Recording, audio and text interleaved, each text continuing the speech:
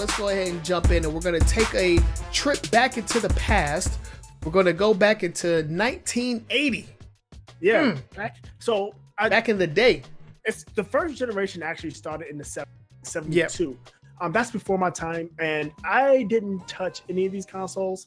So I just ignored them. There was the Magnavox Odyssey, which was the very first home console. Then there was something called the Pingatronic, and then the color TV game, 72, 74, and 77. So those, I have no idea what those are. I've never touched them. So we're just jumping to the 80s. Yeah. And, Atari pretty much ruined the gaming in the 80s. Yeah, they ruled and ruined. Yeah, so, they had the 2600, the 5200, and the 7800 of what they released in the 80s. I owned the 26 and 5200. My brother technically owned the 7800, but we had one in the house. Okay. And, it was Atari. The games I remember, Grand Prix, Pitfall, Adventure. I had that ET game that was super broken. That's crazy. There was a baseball game. There was a football game. Combat, of course. Horrible Centipede and Horrible Pac-Man. Oh, yeah. Horrible Miss Pac-Man. Oh, yeah. But yeah, I mean, they had a lot of games. Too many games. and they are what led to the crash, because basically Atari didn't license. They didn't make developers license their games, so they can just put developers could make any piece of trash they wanted and make it work with the Atari 2600. Right. And that caused a problem. But another console, this is what I found interesting. I forgot about this until I was researching this. ColecoVision. Yeah. Now, I didn't have a ColecoVision, but the babysitter, my mom used to work late. She didn't get home till 6. So after school, I would go to a lady's house, Miss M. Her son Alonzo, he had a ColecoVision. And I remember playing that, and that was fun. But what I forgot about was the expansion module and the Gemini. The expansion module, yeah.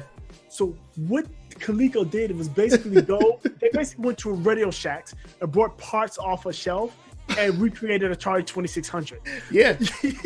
The expansion module basically plugged into the front of the ColecoVision and allowed you to play Atari 2600 game on your ColecoVision. And then the Gemini was basically a standalone Coleco's version of Atari 2600. And Atari took them to court for it, and they lost because, again, Coleco just used off-the-shelf part.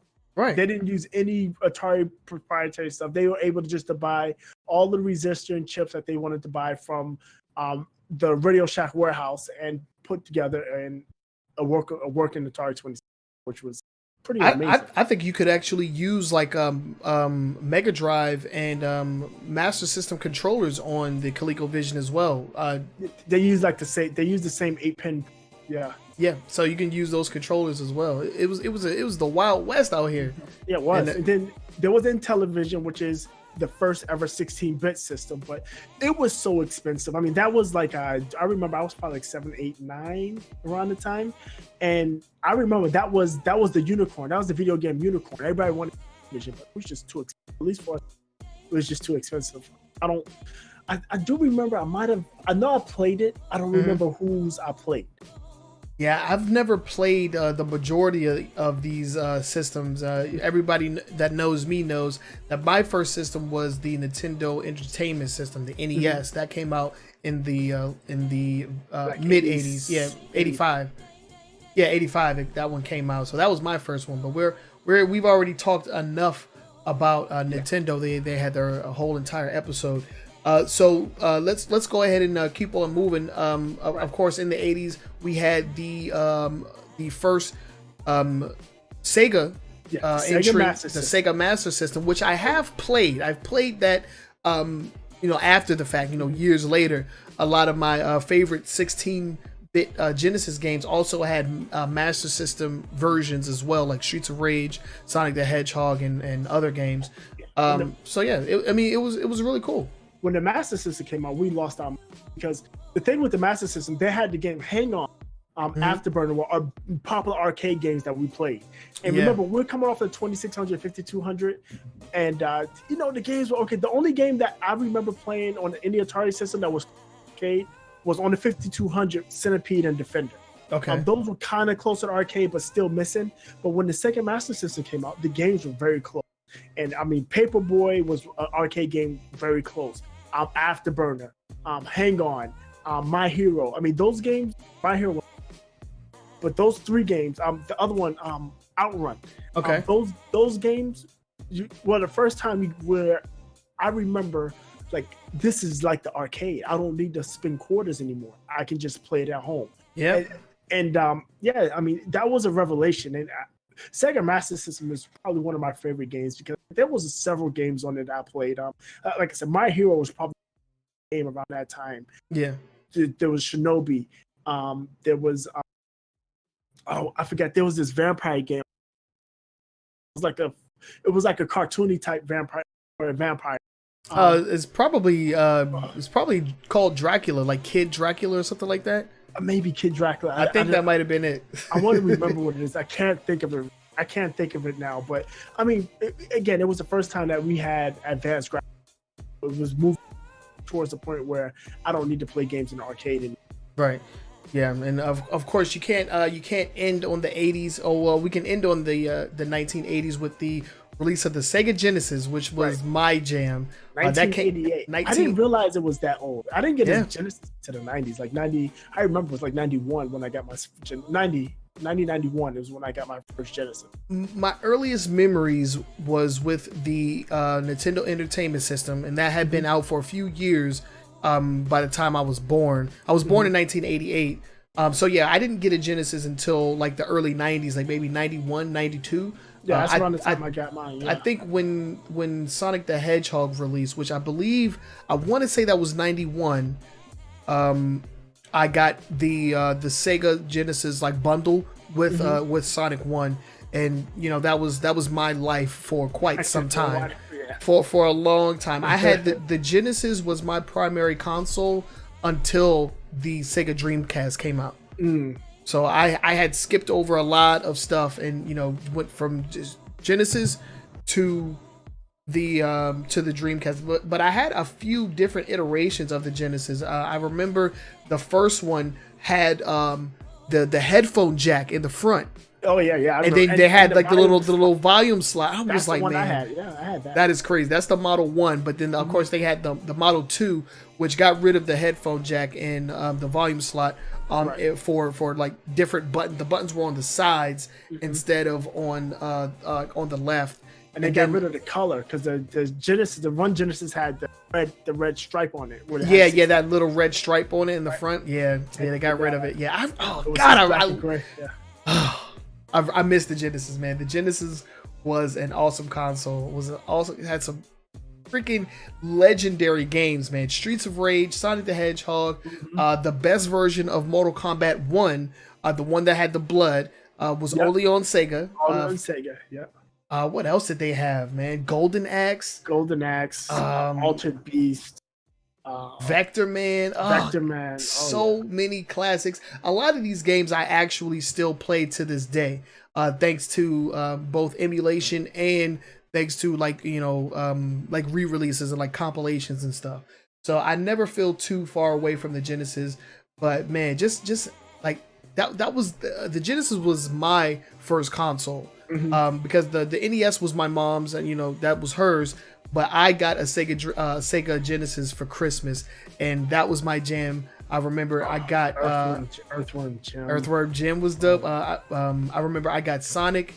I got freaking what the heck were they called? The crash test dummies. Yeah, I remember that. Yeah, I had that game, and I had Street Fighter 2. Those were my first three games. Some of the best memories ever. The EA games. I don't remember the EA games because tall with a little yellow tab. Oh yeah, the little yellow tab on the side. Weird. Yeah. So weird. Oh yeah. The Genesis is definitely a classic. And then one other system that came out in the 80s that I didn't realize was the TurboGrafx 16. That came out like 89 or 88, I think it says. Yeah, that was something that, you know, just completely flew over my head. I didn't know anything about the TurboGrafx or even those guys as a company. Yeah, and that was another unicorn. Everybody was like, "Oh, the Turbo." seen as the best, but it was like 3 times more expensive than anything else that was out at the time. So yeah, I didn't put my hands on the TurboGrafx until like way late, like when Sony PlayStations were coming out, when I was able to get my hands on like a retro. I don't remember where it was, but I was like, always when I played it, at that point I was not impressed because well, of course, it was old tech. But yeah, I remember that as well. Yeah, so like for the most of these, I've never even touched the majority of these like 80s consoles. But going down the list, let me just go down this list. Yeah, go Commodore ahead. 64. We had those in school. I hated the Commodore 64. I've actually touched the Commodore 64 though. I've messed with one of those before. That's what we had in school. We used to always play Oregon Trail was always on that. The MSN Arcadia, I've seen that before, but I've never touched that. Never touched it. Atari 2600, yes. Coleco, yes. The expansion module, I had experience. The Adventure Vision, I remember that. That was too expensive, and we got the little. I think it was Namco that made. My cousin had one of these, the Adventure Vision. My Namco made little arcades like that. Yeah, it was just like this big, and it was like a small arcade machine in your house. But I remember it used to give me headaches because all the games were in red and black. Mm-hmm. Yep, exactly. Yep. Yeah. The Vectrex arcade system, I never heard of that. Atari 5200, I had. Gemini, I know people who had it. Essentially a 2600. In television, I remember playing it. I don't remember who it was. Probably just a friend. Yeah. Yeah. The Aquarius, I remember that. People were talking about that as the successor. The Halcyon, I remember that. These are some crazy consoles, man. The Television 3, I remember that. The Atari 2600 Junior, I do remember that. I have 2600 Junior. That's crazy. Yeah, my Atari 2600 bit the dust, and I got one of these. It was cheap. Okay. The Action Max and the XE, I don't remember any of those. And then we got the Genesis System TurboGrafx, which right. Those. So let's move on to the 90s. What we got? Moving on to the 90s. First off, the 90s is kind of where I started really getting into games. So of course I was still rocking with my Sega Genesis. But we also had a Sega Master System 2. We actually had one of those. The second one, the much smaller one. Yeah, and it was weird because a lot of games that came out for the Master System were also Game Gear games because it was kind of like the same technology. They were both 8-bit games. So we had both. And I was always confused. I was like, why do we have the same console twice? I was always kind of confused about that as like a really young kid. But a lot of, I'm going to be honest, once again, I've heard of a lot of these, but I have not played or touched the majority of these. Mount Lover says he... TurboGrafx at the museum. I saw that. Yeah, at the museum and convention. So when we used to go to MagFest every year back in the day, so I actually got my hands on a few of these. So let's just go down the list and see what we got. First up, we said the Master System 2. But the Neo Geo, that the Neo was Geo. Also a uniform. I remember the Neo Geo. I remember about the Neo Geo when it was the home console, but they also had stand-up arcades. And you could actually take a memory card and play at the arcade. That's crazy. Take your progression home and play with the Neo Geo. That's crazy. The Neo Geo it was $700 console. Woo! And the games were $150, $200 themselves, the cartridges. It was just ridiculously expensive for the time. $650 in 1990? Yes. LUL. And the games were $150, $200 for a game. So to get into a Neo Geo, and a Neo Geo with one game, you're looking at $800. That's crazy. That wasn't happening. So I never put my hands on the original Neo Geo. I remember the TurboGrafx 16 CD. And again, that I never touched. The TurboGrafx 16 was way after the time. The 64 game system, I remember that, and nobody wanted that. Everybody always jumped. Yeah, the Philips CDI. Everybody knows of the Philips CDI because of its infamous Nintendo titles with the Mario and the Zelda. Right. But they actually did kind of pioneer that movie game. Yeah, I guess you could say. Yeah, I've played the CDI. That The was full motion video games. Yeah, I know that was a cousin, and all he had was Dragon's Lair, and I hate Dragon's Lair. To this day, I hate Dragon's Lair. Dragon's Lair is funny. That's all he had, and I struggled to figure out what the hell was going on. So yeah, I've played the CDI, the Turbo Duo. I don't. Yeah, no idea what that is. The Sega CD released in the 90s, and 92. I did have a Sega CD, but I had the second. I didn't have the top bottom one. I had the one where you put the Sega. You put it on the side, yeah. I think the one that went on the bottom was only for the Generation 1 Genesis. The one that was on the side was for the Generation 2. For the second generation, and it worked with the first generation one. They just came with like a extension tray. Yeah, God, extension tray. That just sounds terrible. But yeah, I had that. The Amiga, I remember that. I remember the Pioneer Laserdisc, and again, that's another one I was like, I would love to have, because that one used like the Genesis controller, the second version with the 6-button controller. Yeah, but I mean, it was like $1,000. There was no chance. The 3DO, I remember the 3DO. I never had it. I bought a 3DO on closeout, like Best Buy. I was working at Best Buy. This was like. And they found a bunch in the warehouse. They were closing them out for like $50. Crap! So I bought one. Do you still have it? No. Oh, okay. I actually turned that around and made $30. Sold it to like Funko Land at the time. And Funko Land. Damn. They gave me $80 for it.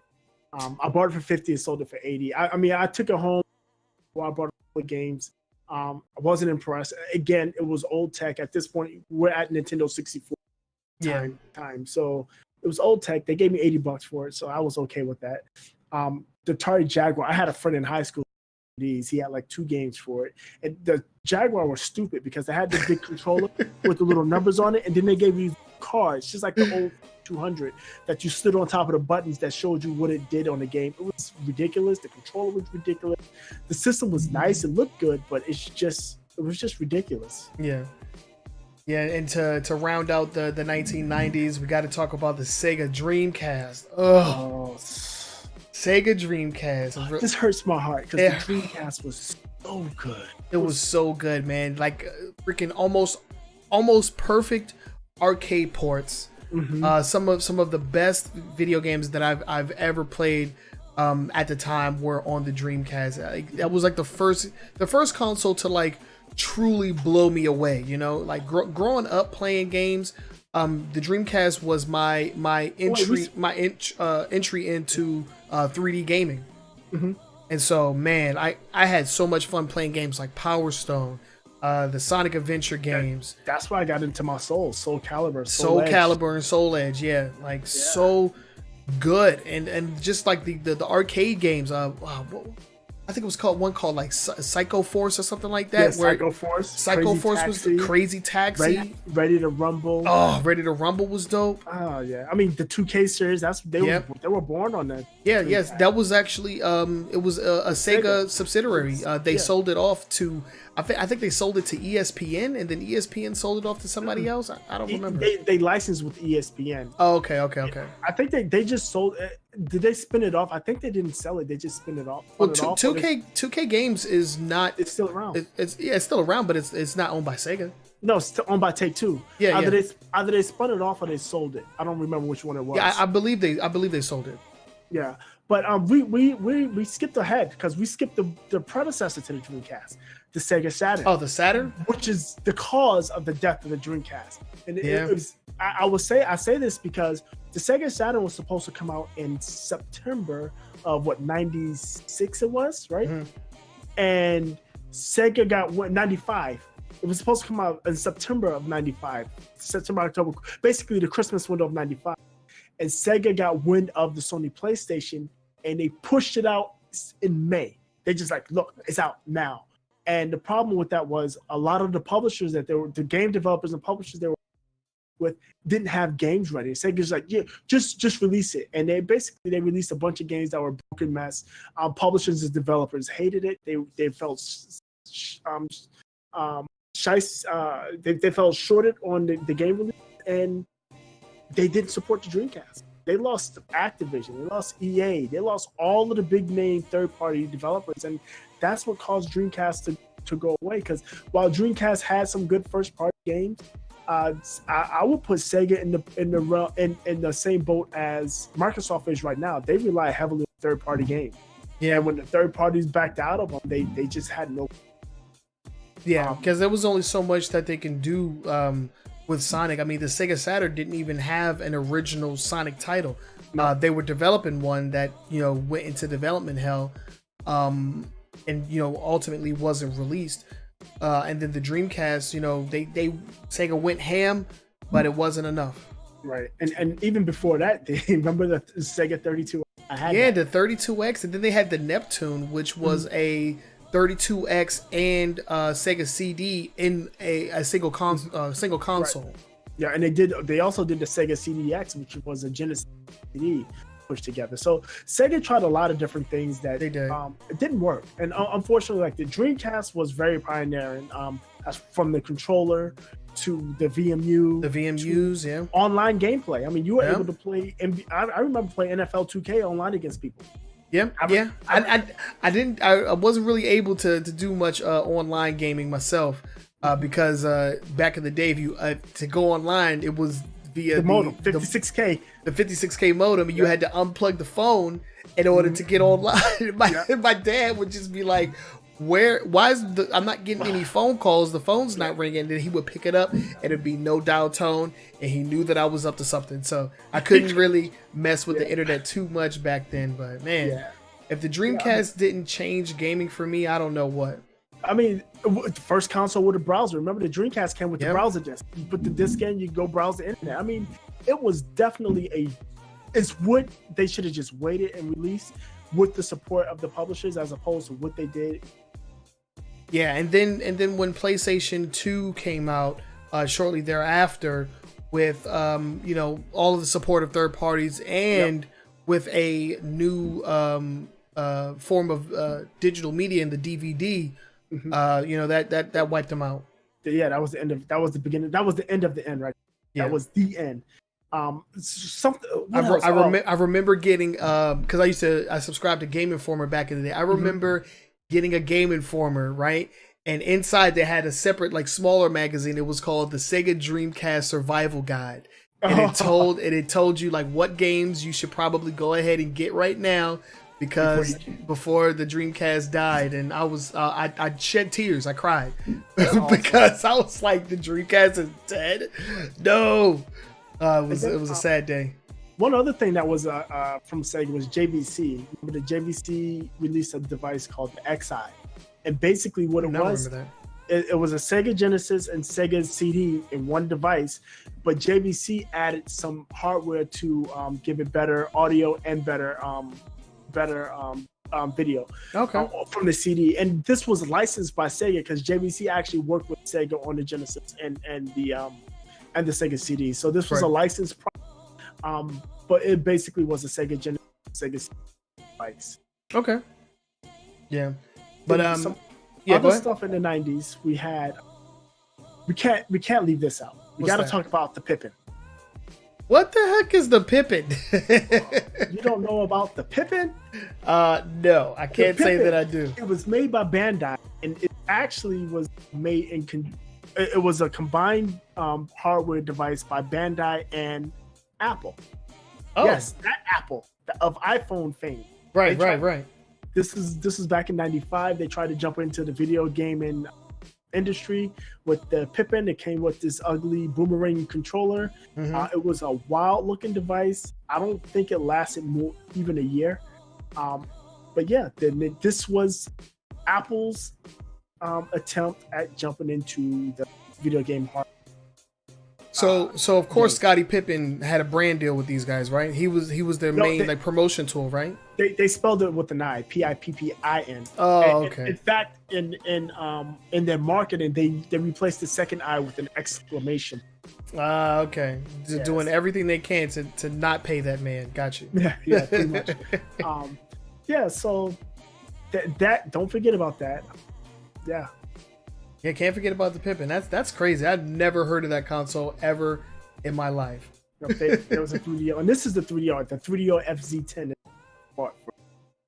is sold for $80. Okay.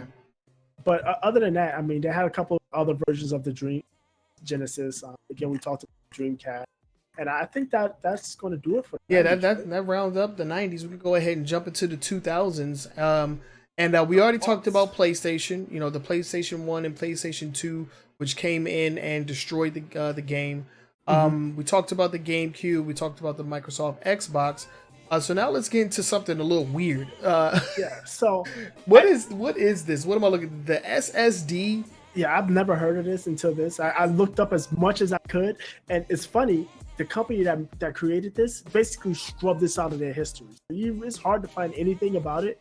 All I found was it was a CD-based gaming system that didn't use actual controllers. It used odd peripherals to interact with the game. So like they had like a ball, gun, glove, and all kinds of weird stuff like that. So they just kind of made this thing. I guess it was supposed to be like some kind of like virtual reality entry or something like that. I don't know. It looks like they had a whole bunch of like just like test games, yeah, and like peripherals, because they had like fishing games, they had bowling games, boxing, tennis, you know, just a bunch of like sports and weird games like that. Almost like a precursor to the Wii. And almost. And yeah, apparently they only made 3 so long. They're in collector's hands somewhere. Really quick before we continue, Boogie, because your audio is breaking in and out for me. I keep sliding back. My bad. Okay. There we go. Right. Because I'm rocking. No, it's all good. Rocking with it.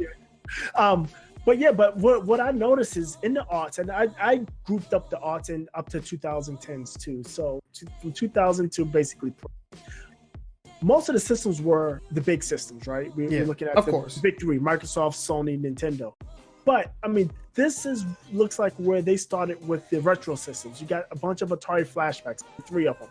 There was the Yobo, which was a Nintendo flashback, NES and Super NES. There's the Masai Entertainment NEX, which was Nintendo flashback system. There was the Yobo FC, which was Sega Genesis and Nintendo, and then Super Nintendo. So I mean, there was one that was called the Mattel Hyperscan. I remember that one. I remember seeing that on TV. A gaming toy. It was like because I think you had to get like little like cards, and you like scan the card and it'll like put something on your TV.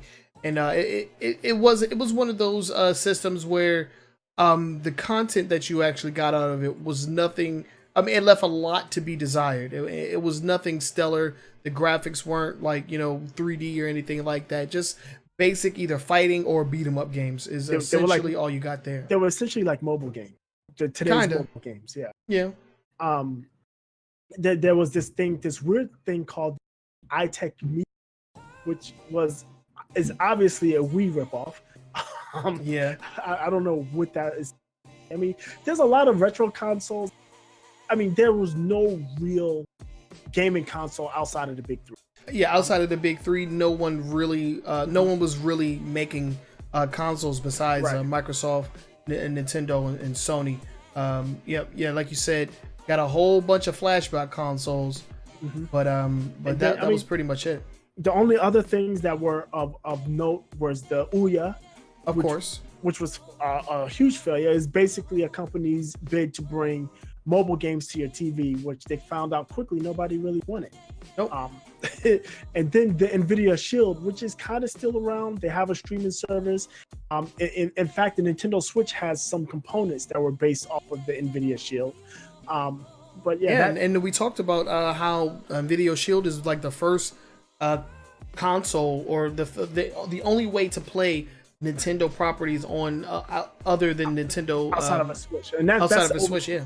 In just Japan and China. Yeah, just in Japan and China, yeah. Right. But yeah, so I mean, there's not much, and then we still don't have much. At least not really confirmed. We have 3 companies. We have an Atari VCS, which seems to be, in my opinion, another retro system with Linux OS, which may get you some PC games on it. There's a new Intellivision company, which is not much on that. We just heard about that 2-3 weeks ago, right? And basically what they're saying, and you go to the site, is going to be family 2D games is they said. I don't know what that means. And then there was rumors of the project, Google Yeti. You have the Google Project Yeti, which is a hardware device to pair with a streaming service that they're rumored to be working. So as it stands now, we know there's another Xbox coming. We do know that there's another PlayStation coming. Nintendo's like that mid group. The Nintendo Switch just came out last year, so I'm sure there's going to be another successor to the Switch, but that's not going to be for at least another 3 to 5 years. Yeah, I would say probably like 5 years. Yeah, at the latest. As of right now, we're just sitting in the Microsoft, Nintendo, and Sony world, and we just hope that they can get along. Yeah, we hope that they can get along. Waiting on Sony to just allow for crossplay, and then we'll be good to go. But I'm really interested at what's coming out, because this will be the first time in a very long time where we've had other consoles outside of the big three since the 90s. Since the 90s. Right, where they were really serious about it, when we looked at Panasonic and their 3DO, and what else was it? There was the Atari was still pushing around. The Neo Geo. The Neo Geos. The Sega was still pushing around. Yeah, I'm still waiting on the Dreamcast 2. I know it's a thing. I know it's real. I'm just waiting on it. I'll patiently wait here for the Dreamcast 2 to save us from all of this madness that's going on right now in gaming. I'm going to call you patiently waiting, huh? Yeah, patiently waiting.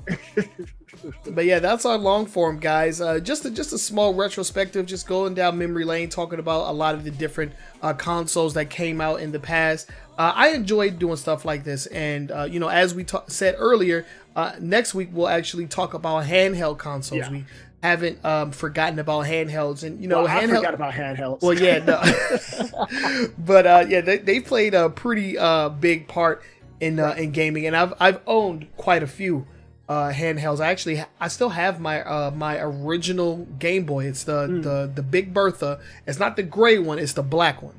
Yes, I was not a huge person back in the 90s. Back in the day I was, before I was driving and stuff, because I'm sitting down, I'm on a bus, I'm in the back of my dad's car, like I'm playing games.